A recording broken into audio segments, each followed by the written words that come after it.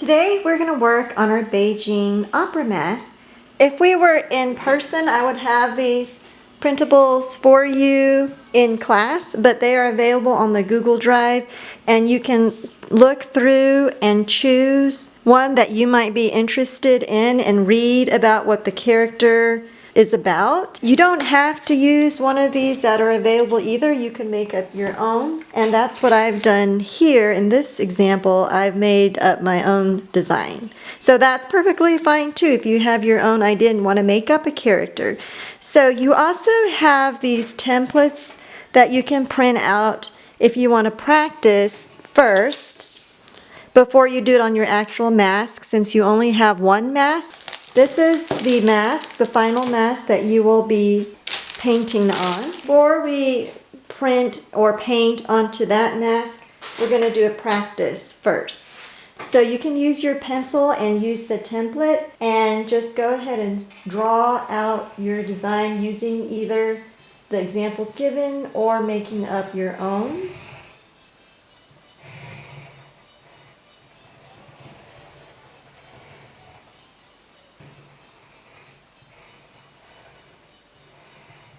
So this is just my own design here.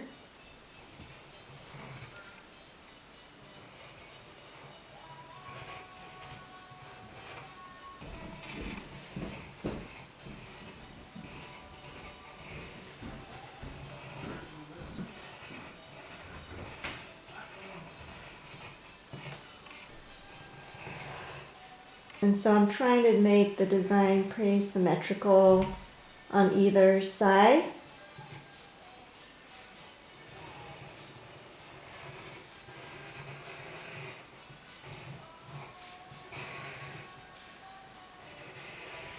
And it can be as simple or as intricate as you like.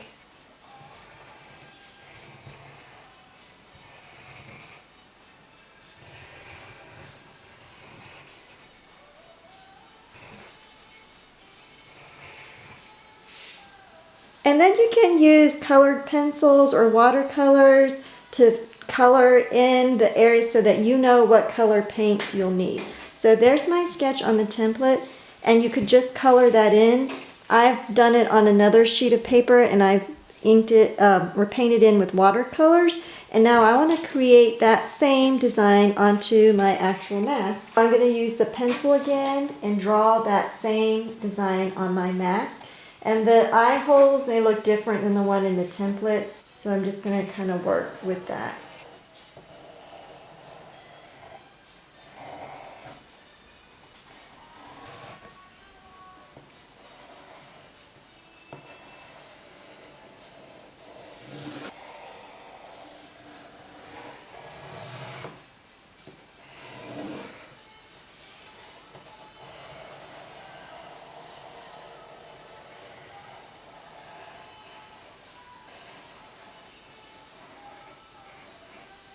The paint is going to cover up your pencil marks, so you don't have to worry so much if you make mistakes. You can just paint right over that.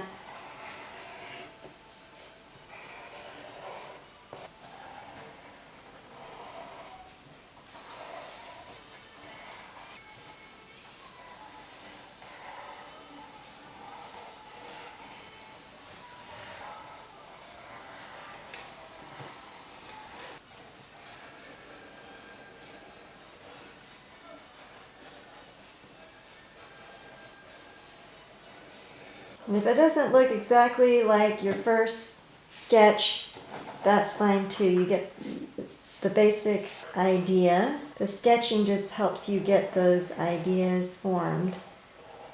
And then when you draw it again, you should already have that idea in your mind since you've already drawn it. So now I have the basic design, and I might want to go back and fix some of the outlines. And now I am ready to paint. So I'm going to grab my paper plate, and looking at my sample, I'm going to get my acrylic brushes and my acrylic paints. I want a purple and a pink, so I've got a purple here. So I'm going to use the cap. You see the foil? I'm going to use the pointed part of my cap to open, and then I'm going to get some purple And that purple's a little bit darker than I'd like. So I'm going to mix a little bit of white with it. And then I know I'm going to want a pink. So I'm going to get some red because I'm going to have to mix that with white. And kind of leave the center of the plate open for mixing colors. And then green, I've got a light green already, so I'm going to go ahead and just open that one up. And you don't even have to get all your colors out at once because you may not use them all. Maybe I just want to start with the purple today. So you could just start with one color at a time. You've got several different brushes in your pack. And so I'm going to start kind of with this angle brush. This will be helpful when you're doing outlines. And then the flat brush will be helpful for when you're trying to cover larger areas. So I'm going to start with the angle brush. And don't forget your cup of water for changing color. But I'm going to first mix my purple. So I'm going to take some purple and then I'm going to take some white and mix those two until I get the right shade of purple. So maybe you want a little bit more white.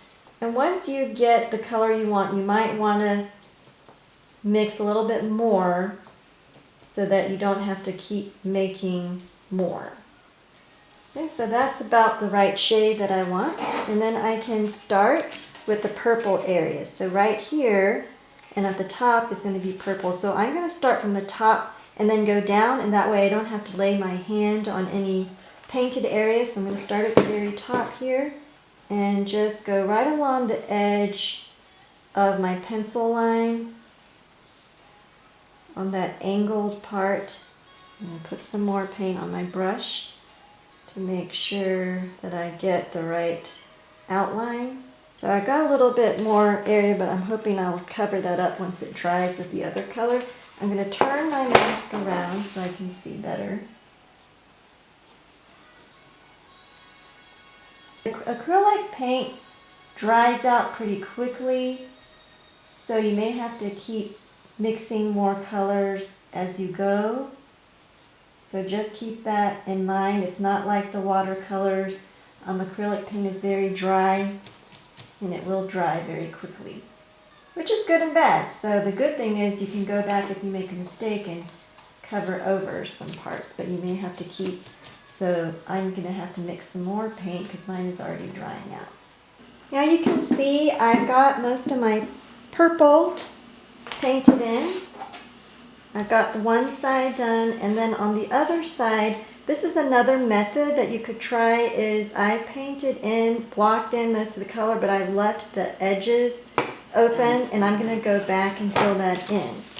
And I like to use the same brush. I'm using the angled brush, but you could try a smaller brush to see if you can get finer lines with a smaller brush, but I'm going to use my angled flat brush. I'm going to mix a little bit more color. And when you're doing that, make sure that you get the paint evenly dispersed on both sides of the brush and flatten, because the paint will tend to clump up at the bottom of the brush, so you want to smooth that out, because I want to make sure that paint is at the angled part of the bristles. So now I'm going to use that angled part, and feel free to pick up your mask and now more carefully go along the pencil outline. And if your paint starts clumping, just go back and get more paint on the bottom of your brush or the edge of the bristles. Otherwise, it's not going to be smooth.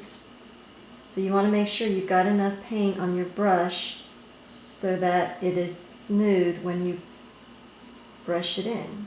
And I always like to listen to music when I'm painting, so you can turn on whatever music you like to listen to that's going to be relaxing.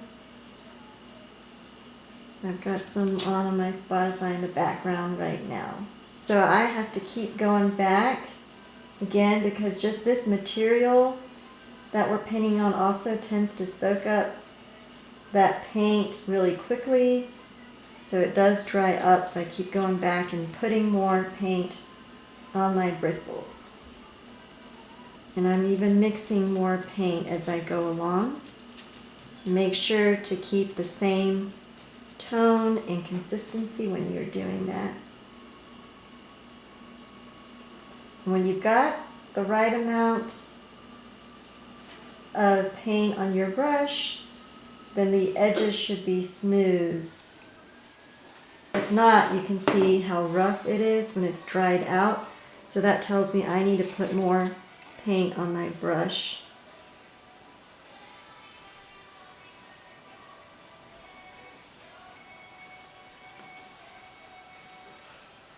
Alright, and I'm almost done. I'm going back to the other side. And see, some of the paint is clumping, so I'm going to smooth that out on my paper plate.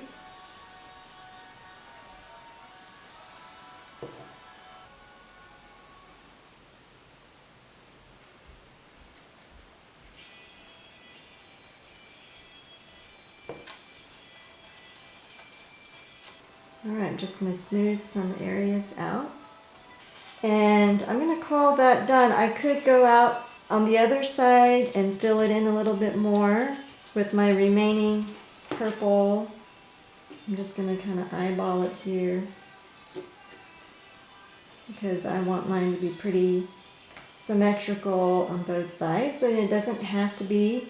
Some of the characters from the Beijing opera, from the printables in the drive, they're not symmetrical. So some of them are not entirely symmetrical on both sides. So that's up to you if you want it to be symmetrical. So now I've got all my purple painted in, and I like to do each color at a time. Now I'm going to wash my brush out in the water, and you don't have to fill your water cup the whole way, so that way it's not as easy to spill. And I'm going to dry my brush on my paper towel that I have handy.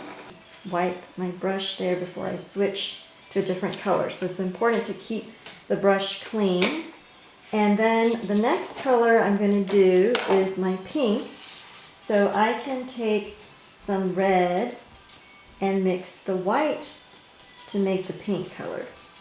And I'm going to need more white. And I should have started with white rather than red because I see I need a lot more white here. It's actually a lot darker than I wanted. So I'm going to go back and put more white in. I wanted it lighter, but I'm going to go ahead and use that. So then I'm going to paint in the pink area. My purple is already dry, so just be careful that you don't mix the colors if it's too wet. You want to make sure that the other color is dry before you paint over it, so the colors don't mix together, and that's not a problem here because it's already dry. So I'm going to keep working on that, and then we'll come back together. I have most of the pink in now the other side too, and I've added or left some of the more difficult parts. I'm going to show you how I'm going to get that in. So I'm going to put more paint on my brush and use the angle part along that curved part to brush kind of one stroke at a time and follow the curve.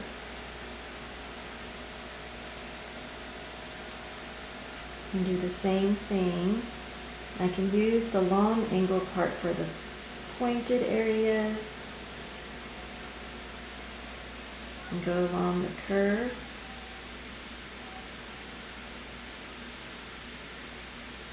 And fill in those other areas.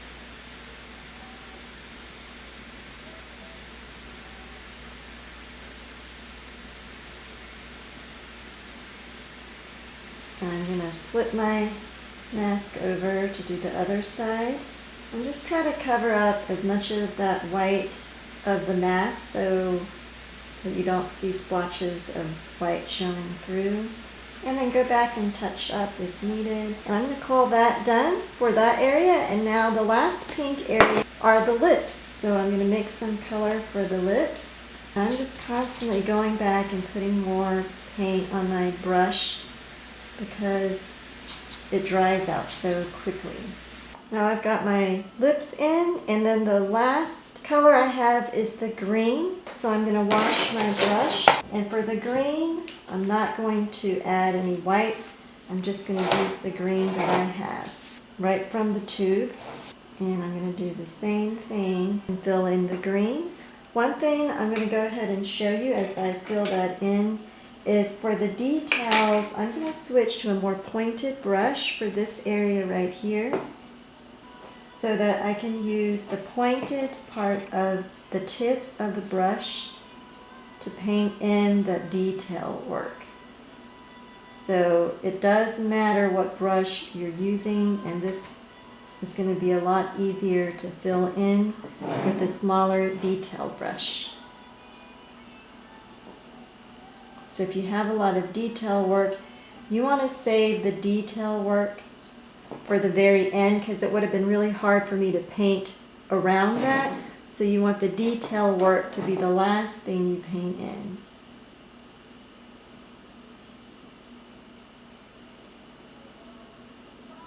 Alright, I've got my green painted on now, and admit I kind of rushed through it, so I wish my brushwork was a little cleaner down here. But I'm going to finish out this last line here, so there's a little bit of white that I want to cover up. And just resist the temptation. I know this paint is so dry, but resist the temptation to add water because it's not watercolor. With acrylic paint, you really don't want to add water or else the color is not going to be as rich and as solid. So you just add more paint to make the color richer, so don't water it down.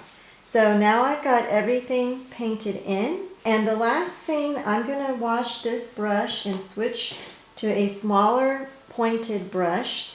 And since I have some red left, I want to get some red on the tip of my brush and outline. And you could, when this is dried, and it's already dry, you could use a black Sharpie if you wanted to outline some areas. But I'm just going to take the red and outline my flower petals here. I really should wait till the green is dry so I can lay my hand down without touching the green area.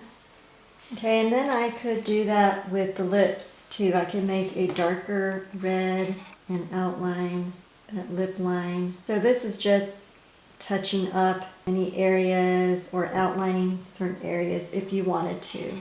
And there's my mask. Then when it's all dry, don't forget to wash your brushes. There should be an elastic band that came in your package.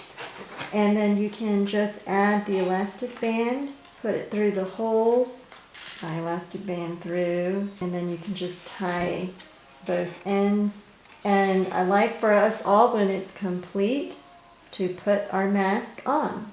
And here's my finished mask. By the way, I hope these videos are in focus for you. I don't have a cameraman, so I can't always see what you're seeing. I look forward to seeing your mask, and I'll see you in the next video.